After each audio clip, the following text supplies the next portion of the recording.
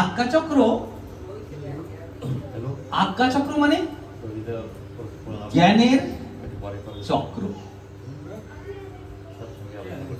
জ্ঞানের চক্র মানে যেখানে আমি মনোনিবেশ করলে আমার কোন কোন জ্ঞানের অভাব, সেই জ্ঞানের উদ্ঘাটন হবে, জ্ঞান পাবো আমি। যদি আমার বিশ্বাসের অভাব হয়, তাহলে আমি যদি ঠিক আমি যদি ওই জ্ঞানের চক্রে যদি মনোনিবেশ করে যদি আমি সেই সৎ নাম যদি করি, তাহলে আমার বিশ্বাস জাগবে। ঠাকুর বলছেন নাম আর নামী, জগৎ আর আমি, এই যে সম্পর্ক, এই সম্পর্কের চিন্তা করে, অর্থ চিন্তা করে নাম জপ করব। যে কোনো জিনিস আমি করব, আর সেটা যদি আমি যদি তার মানে না জানি, তার অর্থ না জানি, তাহলে কিন্তু ঠিক আমার করা হয় না, কারণ ঠাকুরের কথাটা পরিপালন করা হয় না।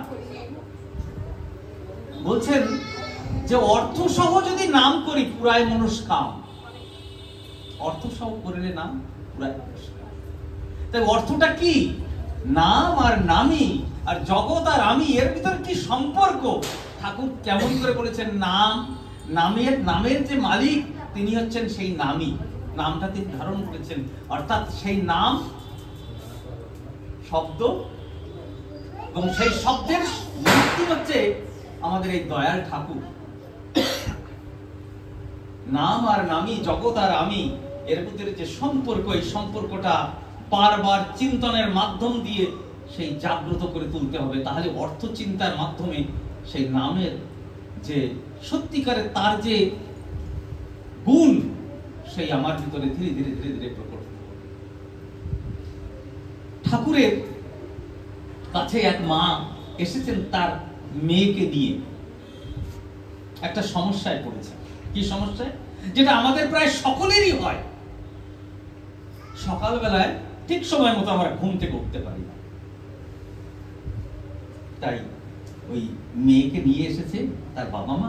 ঠাকুর সকালবেলায় উঠতে পারে না। সবাই তো আমরাই এরকম, তো আমাদের তো অসুবিধা হয় যে সকালবেলা ঠিক সময় মতো উঠতে পারি না। ঠাকুর কি বলছেন? আমরা হয়তো বলবো এই উঠিস না কেন, ঠিক সময় মতো উঠবি। ঠাকুর কি বলছেন? শোনো, ওই সূর্য যেন উঠে তোমাকে ঘুমোতে না দেখে, সূর্য যেন আগে উঠে তোমাকে ঘুমোতে না দেখে, তুমি উঠে যেন সূর্যকে দেখো, তুমি যেন ওকে উঠতে দেখো, তোমাকে যেন দেখে না যে তুমি উঠছো, আগে যেন উঠে যায় না।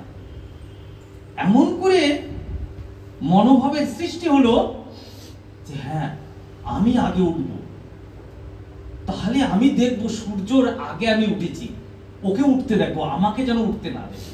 কত সেন্স গজিয়ে দিলেন ঠাকুর।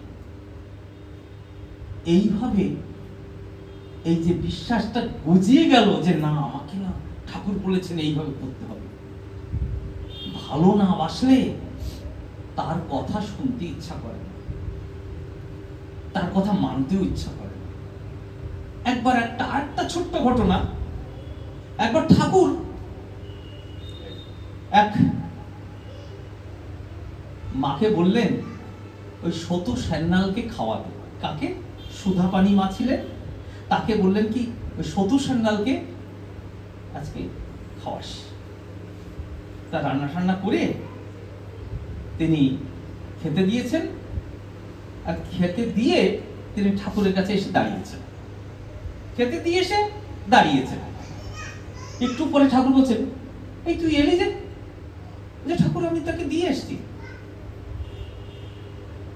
ঠাকুর অনুমোদন করলেন না, বললেন কি যে ওই খাওয়ানোর সময় পাশে দাঁড়িয়ে থাকতে হয়, কখন কি তার লাগে, কোনটা কি প্রয়োজন, কি তার দরকার, তাই লক্ষ্য রাখতে হবে। ঠাকুর বলছেন আমার মাও অমন করতেন। দেখেন কেমন করে যাকে খেতে দিতে হবে, এই ছোট্ট ঘটনা, কিন্তু আগে এটা আমাদের প্রত্যেকের বাড়িতে ছিল, কিন্তু এখন সেই ধারাটা, এই পবিত্র ধারাটা অনেক জায়গায় উঠে গেছে, খেতে দিয়ে চলে আসে।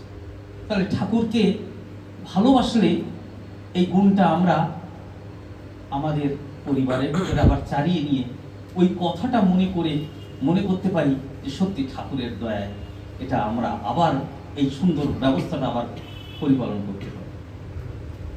দেখেন ঠাকুরের কত ভালোবাসা, বিশ্বাস কেমন। একবার এক দাদা বর্ধমানের সংস্কৃত বিভাগের প্রধান, চিত্তরঞ্জন বৈশিষ্ট্য, তাকে প্রধান অতিথি করে কোনো উৎসবে তাকে ডাকা হয়েছে। তিনি ঠাকুরের কাছে প্রণাম করে মাইক হাতে নিয়ে চোখ ছলছল করে উঠেছে। কি বলছে জানেন? ঠাকুর তিনি কিন্তু দীক্ষা নেননি,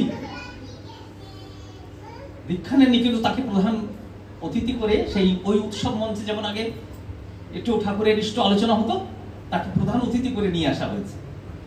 বর্ধমানের সংস্কৃত বিভাগের প্রধান অধ্যাপক তিনি বলছেন, চোখ ছলছল করে তার বলছেন যে ঠাকুর সত্যি আমার কাছে পিতৃতুল্য, তিনি পিতার মতন। খালি এইটুকু বলেই ফুপিয়ে ফুপিয়ে কেঁদে উঠেছেন। বলছেন আমি আমার শ্বশুর বাড়ি অমুক জায়গায়, মানে দেওঘরে, এখন সেখানে তিনি এসেছেন এবং 1952 সালে, তখন ঠাকুর সবেমাত্র মানে 46 সাল 47 সাল 46-এ ওই কয়েক বছর হয়েছে। তা সেই সময় তার ছেলের জ্বর উঠেছে এমন, সেই রাত 2টোর সময়, তার মানে সিরিয়াস, খুব সিরিয়াস, তার আশেপাশে ডাক্তার নেই। তা কোথায় যাবে, কি করবে? তার স্ত্রী বারবার বলছে তুমি অনুকূল ঠাকুরের কাছে যাও তো। তো বলছে কি আমরা তো দীক্ষা নিইনি, তিনি কি শুনবেন? তো বলছে না না, আমার খুব বিশ্বাস তিনি তার কাছে গেলে তিনি ফিরাবেন না। বলছে রাত 2টোর সময়, যাও তো যাও তো।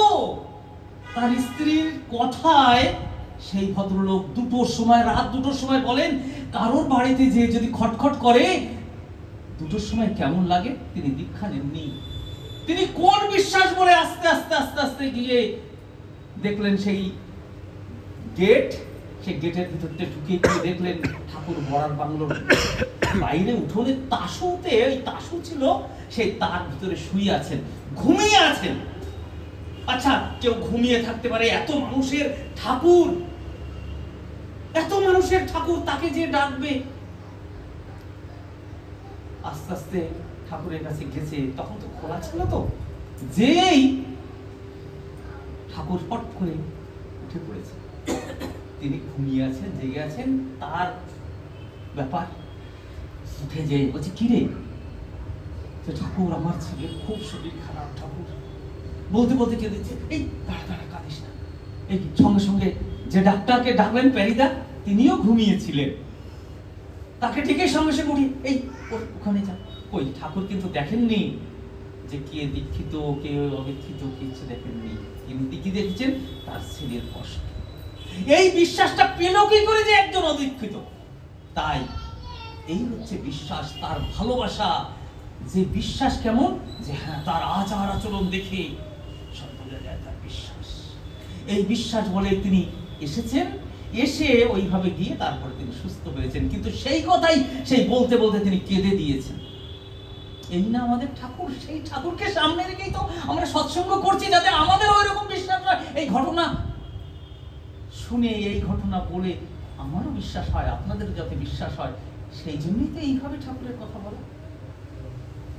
আবার এক হাউজার ম্যানদার, আপনারা জানেন হাউজার ম্যান মানে তিনি ছিলেন আমেরিকান।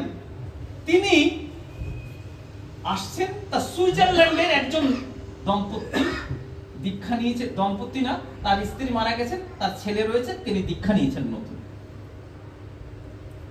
সুইজারল্যান্ডের কথা তিনি চিঠিতে লিখেছেন হাউজারম্যানকে যে আমি ঠাকুরের দীক্ষা নিয়েছি, ঠাকুরকে পথ প্রদর্শক হিসাবে আমি তাকে মেনে নিয়েছি, তার নীতি বিধি আমি সব পরিপালন করে চলবো জীবনে।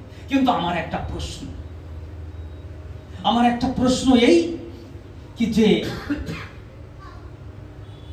এইখানে সুইজারল্যান্ডের আশেপাশে বিরাট যুদ্ধ বিগ্রহ চলছে, তাই এই যুদ্ধের ভিতরে আমার এই 20 বছরের ছেলেকে নিয়ে আমি কোথায় থাকবো, কোথায় নিরাপদ, সেটা যদি ঠাকুর দয়া করে বলে দেন।